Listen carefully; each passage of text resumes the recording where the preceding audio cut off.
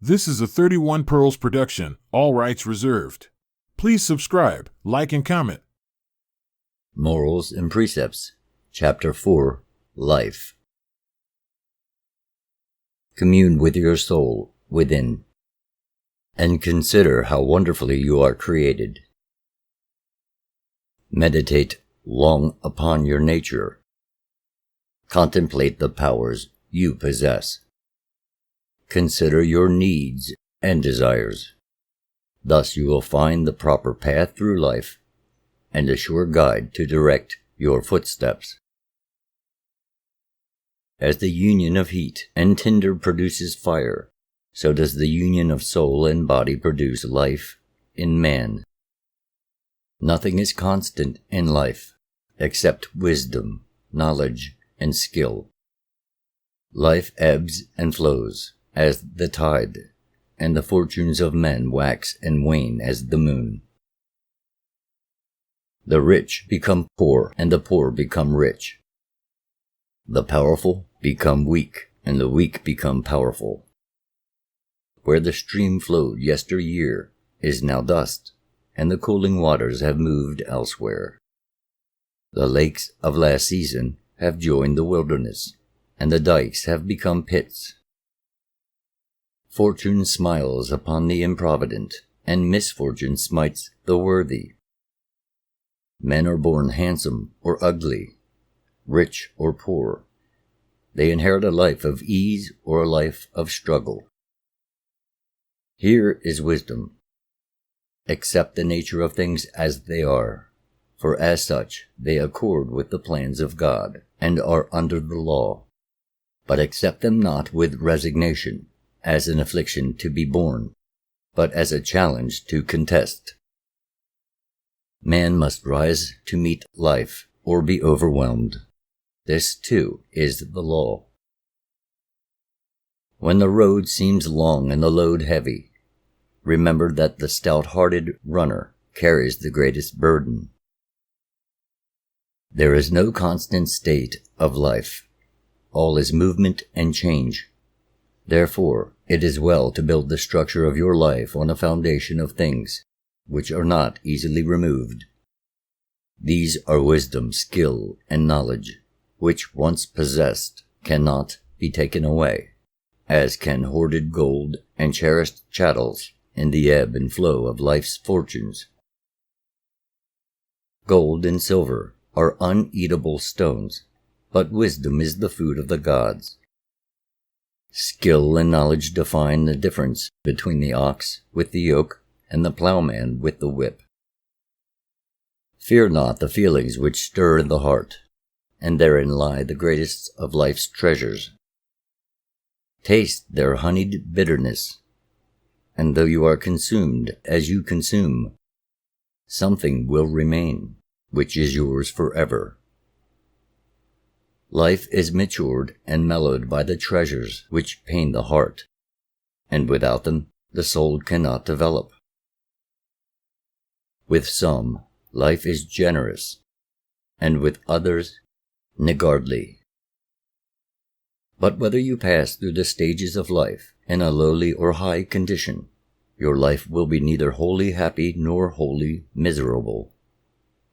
Whether life is indulgent towards you or you're austere, whether it metes out reward or chastisement, remember that its dispensations are governed by an infinite wisdom, and the ordinances of the law, though incomprehensible, are just.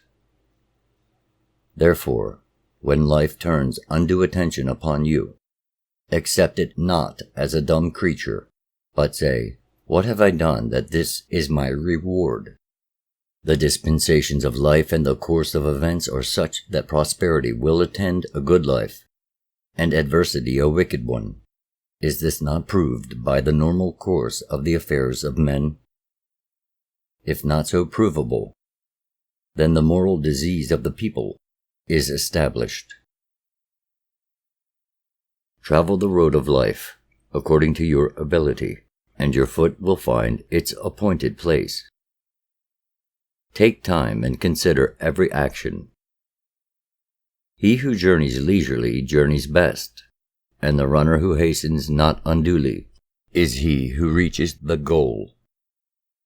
As the dew to the herb, as the honey to the bee, as the north wind to the raven, and the twilight to the owl, such is life to the spirit of man. Think not, with the weakling, that nothing is more precious, nor with the hermit, that you should reject it. Think not too highly of it, nor consider it worthless. Love it not for itself, or for what you can get out of it, but for what you can do with it. Forget not that life has but one purpose, one end, and one objective, and that is the awakening of the souls of men. All things on earth conform to that end. Earth without its perplexities and problems, its struggle and strife, its inequalities and injustices, would never develop the soul in a manner meet for its destiny. This is the answer to the riddle of ages. If all were right with the earth, there would be nothing for man to do. As it is, there is sufficient to occupy him throughout his generations. When man himself is perfect, its purpose will be fulfilled, and then earth, too, will be perfect. Riches cannot buy life, nor can gold purchase back-wasted hours. Therefore employ the future that you have left to your greatest benefit. Lament not that you were born, or desire that life should depart. Life has a purpose and a meaning, even for one as miserable as you, and the law may not be set aside. Whatever your estate, and however lowly the circumstances to which you have fallen, you still have the power for good in your right hand, and the power for evil in your left hand. Would the fish rise to the bait if it knew the hook were hidden therein? Or would the lion step on the pit if he saw the stake below? No, neither would man wish to live were the soul to perish with the body. Neither would a just God have created him. And the true God, if he be anything, is just. Life is yours. That you requested it not is of a small consideration, for the choice was not with you. Therefore accept it with good grace, that which has been allotted to you, deriving from it whatever benefits it may bestow. The benefits are great, and were they readily apparent, life would be accepted with due gratitude and endured, whatever its afflictions. With resigned anticipation, life, if so lived, would be futile, and its purpose confounded. Therefore only by dire efforts can man come to know the everlastingness of his soul. The law decrees that man shall never be assured of his immortality. Life must be lived from the beginning to the end. Run the race easily, for the course is long, and the runner who runs the race best is he who conserves his strength in the early laps. Be not disturbed or overwhelmed when misfortune accompanies your passage along the way. Be not dispirited when the pace is hard, or faint before the obstacles. Accept the challenge of adversity with high spirits.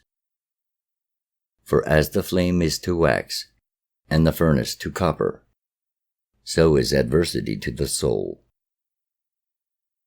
Every sorrowful blow that falls upon the soul is a tempering stroke. The metal that suffers the fires of the furnace longest is the finest in quality. Give prudent thought towards tomorrow's problems, but let them not tax your mind unduly, for problems in the womb of the future may be stillborn. Though the pathway of life be uneven, the going is not always rough. Take it as you find it, but beware where the going is smooth, for there evil will set its trap. Danger lurks where least expected.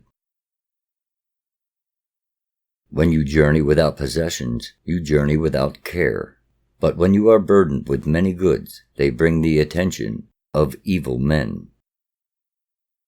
He who sleeps uncovered may sleep soundly, but when covered with a mantle, it is well to keep one eye open. Know that life is unimportant unless properly lived. A noble death is better than a wasted life. He who exchanges a life of wickedness for a worthy death makes amends, and the scales are adjusted. Accordingly, let your aim be to live as long as you should, and not as long as you can. While to others your life is worth more than death, then your duty is to preserve it. While you serve best by living, live. But when by your death the living may best be served, then shirk not the burden of manhood. If your life be disposed of to the benefit of others, then let a worthy price be extracted, for the law decrees that no man shall relinquish his life easily. The span of a man's life is neither long nor short, but sufficient for its purpose. Whatever benefits a man wishes to attain for his soul may be attained in his lifetime.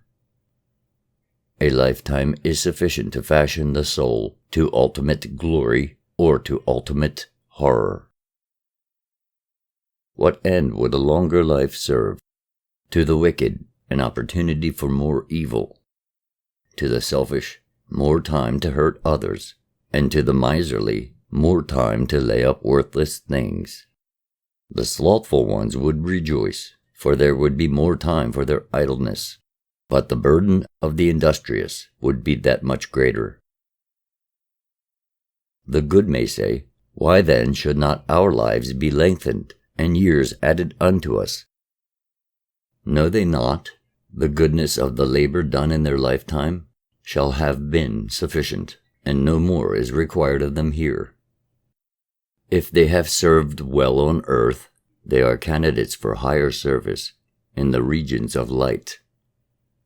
For the opportunity for service ceases not at death. To what end would you live longer?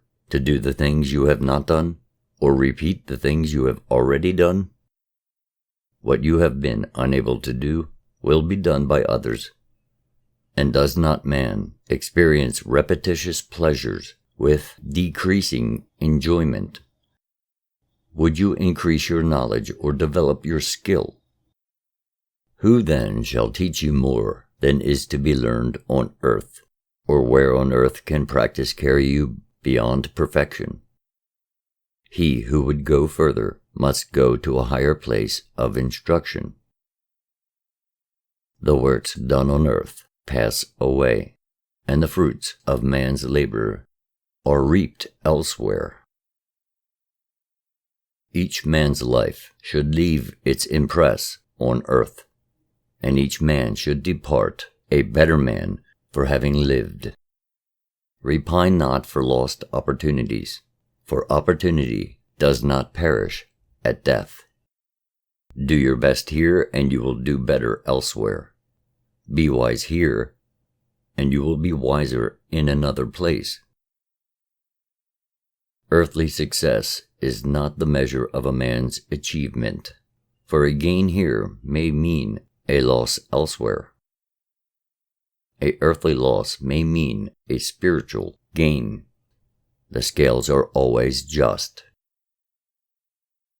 When in old age you say, "Alas, that life is short," then consider the way you abused and wasted it in your youth. Is not your reward fitting? Remember that the paths to pleasant old age are chosen in youth. They are the paths of simplicity, moderation, cleanliness, and virtue. Consider the ruthlessness of rulers, the greed of the rich, and the willfulness of the powerful. If these dare to enslave the earth and wreak misery upon the people, knowing they can enjoy the fruits of their oppression but a brief span of years. What would they not set out to achieve were their span of life doubled, or were they immortal? Therefore the great God in his wisdom has ordained the proper span of man's life. If then you think life is short, why dissipate it so, and why waste the precious days? Is it not economy which makes a man rich, and not abundance? The wise man lives fully all his life, and he is always conscious of being alive. The fool is always beginning to live, and the weakling shrinks from it and seeks forgetfulness in comfort. Those who half live are already half dead. Live lustily and manfully, for life is to be enjoyed. It must be savored to the full. Better one day as an eagle than 1 year as a goose. What is life that man should seek to prolong it? Is it not a continual avoidance of snares, a struggle against delusion, a series of mishaps, and a pursuit of shadows which retreat from the grasp? It begins with ignorance, continues through strife and worry, and ends in sorrow and pain. It is a day of heat, and death comes as a cool night. Are not the troubles of life piled one upon another as the stones of a pyramid? Are not all our hopes based only on possibilities? And do not our expectations look forward into improbabilities? Fools fear as men and hope as gods. Bounded by mortal restrictions, they desire the achievements of immortality. But everlasting life is the reward of those who live good earthly lives without the inducement of immortality. Therefore the prize is never revealed, and life maintains man in a state of doubt and perplexity. Hope he may have, but never reassurance. Life raises some men up and casts others down. Not always does it bestow good fortune on the worthy, or mete out to the unworthy their just deserts. It raises men up to test them, and likewise casts them down. The man who discovers a golden treasure is being tested, even as he who is stricken with blindness. Each man is tested according to his weaknesses, not according to his strength. The reward of the worthy is not here, neither is the punishment of the wicked. Were the just rewards and punishments of men too readily apparent, the course to take in life would be too obvious to serve its great purpose. There must ever be stimulus of doubt and perplexity. Among men some are born to rule, and some to obey, but not all rulers can rule, or all servants obey. If then you cannot rule, learn to obey. And if you cannot obey, make yourself a better man, that you may be raised up to rule.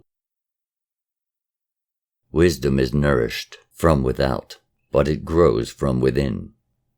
We live not by light of the great sun disk above, but by the light of the cool sun within. The bitter experiences and sorrows and failures of life are the alternatives to the advice you have failed to heed. Who then has brought them upon your head? Instruction alone cannot give knowledge, nor can books bestow wisdom. The pupil sits at the feet of his master and gains knowledge, and the scribe reads the books of men. But wiser is he who sits under the stars and contemplates the universe, or reads the great book of God about him. The satisfactory life is that which realizes the dreams and ideals of youth in old age. But life itself is the test master of these, and few pass his examination. Life is not of the earth, though it appears their own. It remains not with the body at death, for it accompanies the soul into the journey beyond the grim portal. Death is but the determination of life's association with the mortal body. The last drawn breath on earth is a farewell. Life passes from earth, through the portal of death, into the existence beyond. Therefore it is said that the life of man is everlastingly indestructible. Life alone exists in both spheres, but life on earth is inconsistent. Life is a dancing girl